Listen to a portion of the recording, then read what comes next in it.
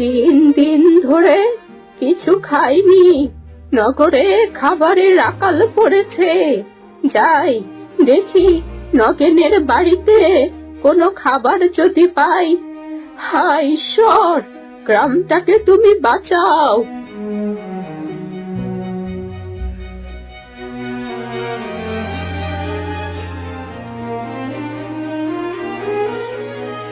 আর না, এই গায়ে অনেক ধৈর্য ধরেছি।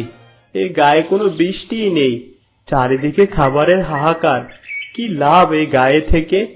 না খেয়ে মরার চেয়ে গ্রাম ত্যাগ করাই ভালো। বাপ দাদার ভিটে ত্যাগ করতে হবে। হায় হায় হায়, শেষে এই দিনটাই দেখতে হলো। সরলা, কই গো, তোমার হলো? বাড়ির জন্য মনটা কেমন করছে, কিছুক্ষণ পরে গেলে হতো না? পিছুটান ভালো নয়। একটি পিঁপড়েও নগরীতে নেই, সকলে যার যার মতো চলে গিয়েছে।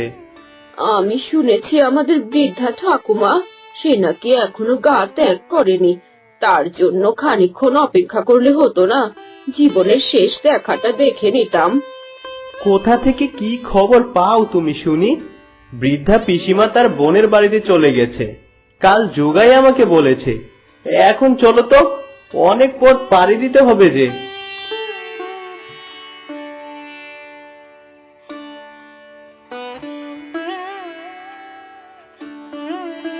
সরলা, কোথায় রে? নগেন, তোরা কোথায় গেলি? ও সরলা, বুঝতে পেরেছি এরাও গ্রাম ত্যাগ করেছে।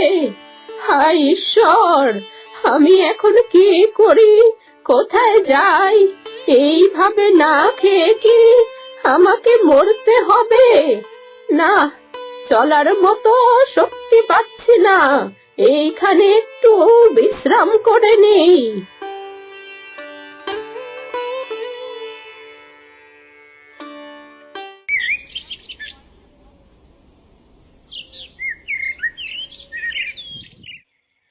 ভোর হয়েছে, এইভাবে না খেয়ে মরার চেয়ে যাই বনের দিকে যাই। যদি কোনো ফল ফলাদি পাই, তা দিয়ে ক্ষুধা নিবারণ করব।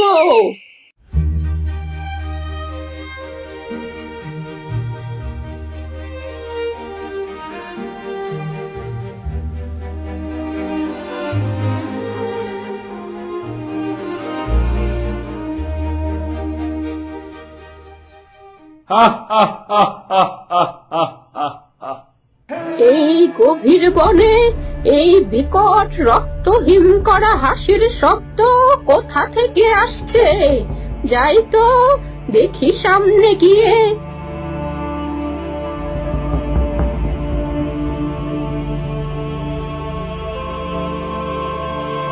হে ঈশ্বর, এ আমি কি দেখছি? এটা তো একটা মরা লাশ। এরা কারা? এরা বা এইখানে কি করে? ডিং ডাং ডুং, কিরিমিরিট করাত করাত, রাজার ঘাট মটকে দিব মরাত। জাগো, এই মরা আত্মা, জেগে ওঠো। আদেশ করুন, হে আমার জাদুকরী মহারাজ্যের মালিক, আমাকে হুকুম করো। যাও এই মরা আত্মা, যাও সরোবরের দিকে যাও।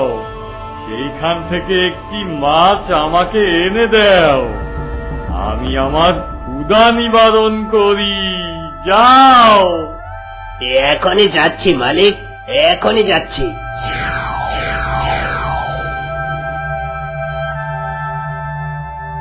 হায় ঈশ্বর, এ আমি কি শুনছি? এর রহস্য কি? আমাকে সব জানতে হবে।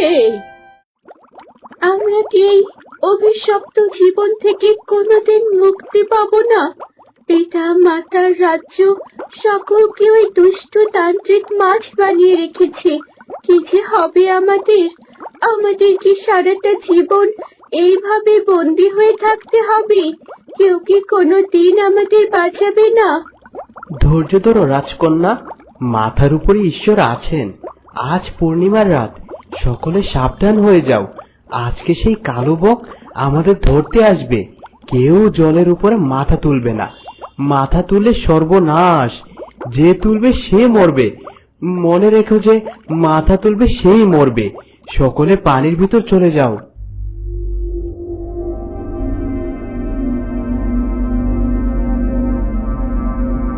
যাই, ওই ডালে গিয়ে বসি। কতক্ষণ আর মাথা ডুবিয়ে থাকবি? যখনই মাথা তুলবি সাথে সাথে তোদের নিয়ে যাব তান্ত্রিকের কাছে, আর তান্ত্রিক বলে দিবে।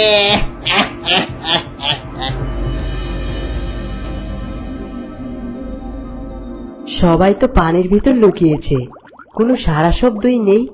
এই সুযোগে একটু পানির উপর থেকে ঘুরে আসি। অনেকদিন পানির উপরে মাথা তুলি না, আজকে সুযোগ পেয়েছি, যাই।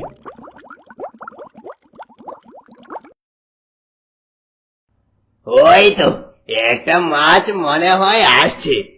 আজকে এটাকে নিয়ে যাব তান্ত্রিকের কাছে।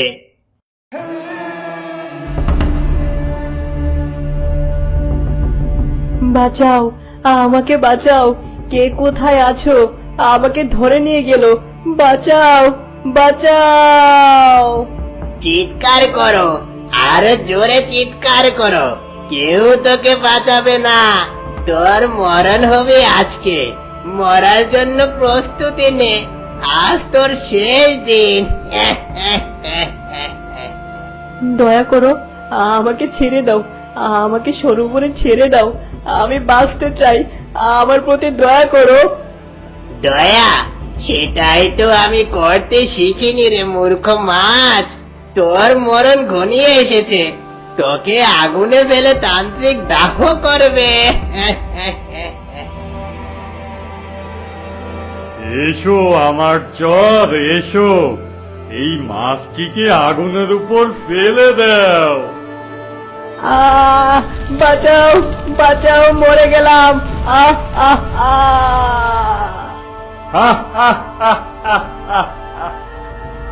আর মাত্র 10টা মানুষকে যদি আগুনে পোড়াতে পারি, তাহলে আমিই হব এই পৃথিবীর শ্রেষ্ঠ শক্তিশালী।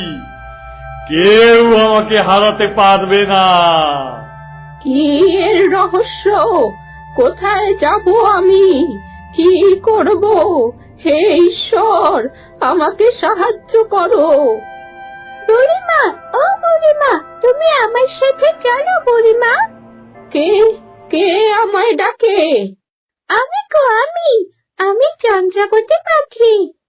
কে তুমি? আর তুমি এভাবে আমায় ডাকছো কেন? সেই সব তোমাকে খুলে বলবো, কিন্তু তুমি আগে আমার সাথে চলো। ওই তান্ত্রিক তোমাকে দেখতে পেলে মেরে ফেলবে। দেরি করো না, আমার সাথে চলো।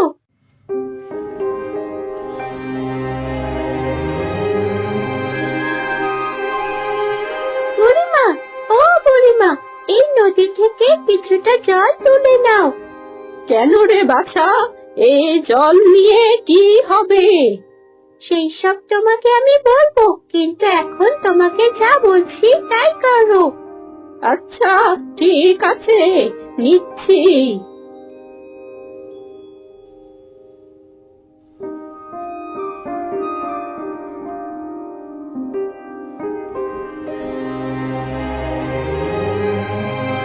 বুড়িমা, তোমার হাতের জলটা গাছের গোড়ায় ঢেলে দাও।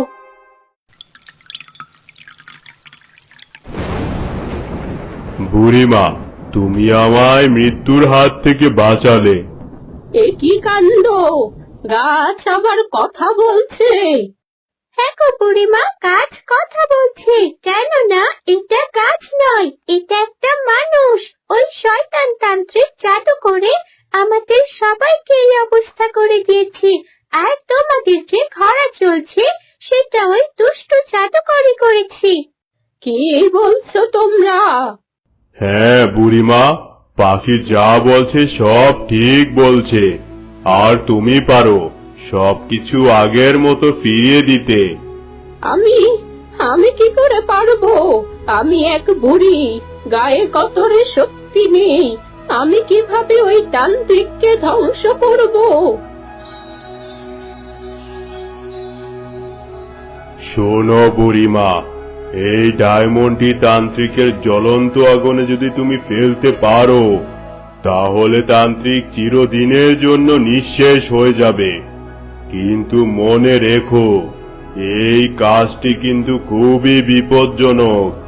কেননা তান্ত্রিক যদি কোনোভাবে বুঝতে পারে, তাহলে সে তোমাকে মেরে ফেলবে। সবই বুঝলাম, কিন্তু আমি তো বুড়ি মানুষ, ঠিক মতো হাঁটতে পারি না। এটা কিভাবে করব আমি? ও, এই ব্যাপার। দাঁড়াও, আমি এখনই তোমাকে শক্তিশালী করে দিচ্ছি।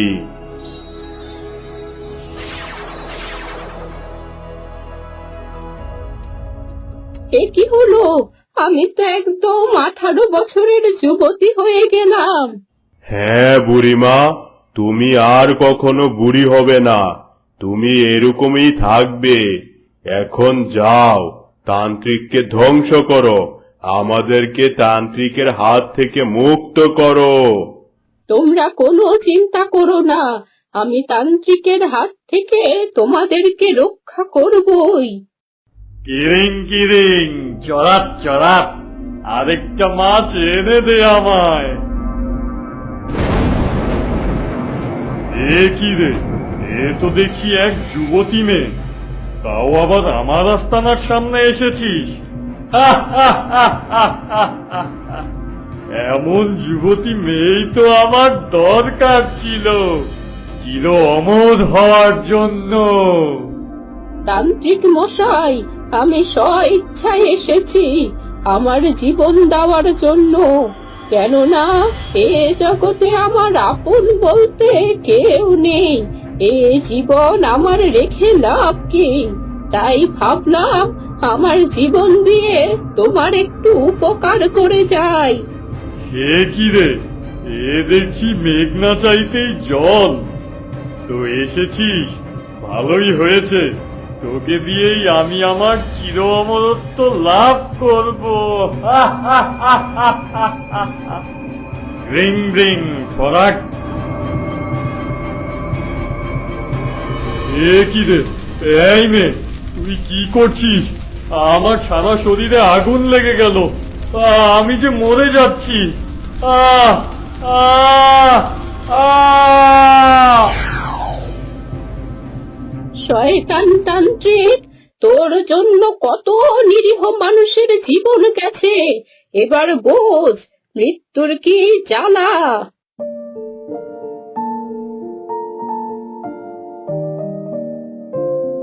সে কি, গাছটা কোথায় গেল?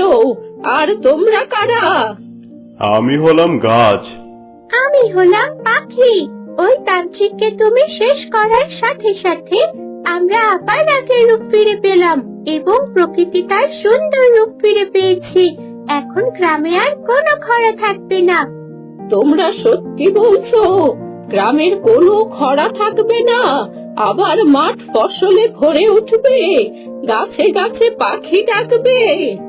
হ্যাঁ গো, সবকিছু এখন স্বাভাবিক হয়ে গেছে।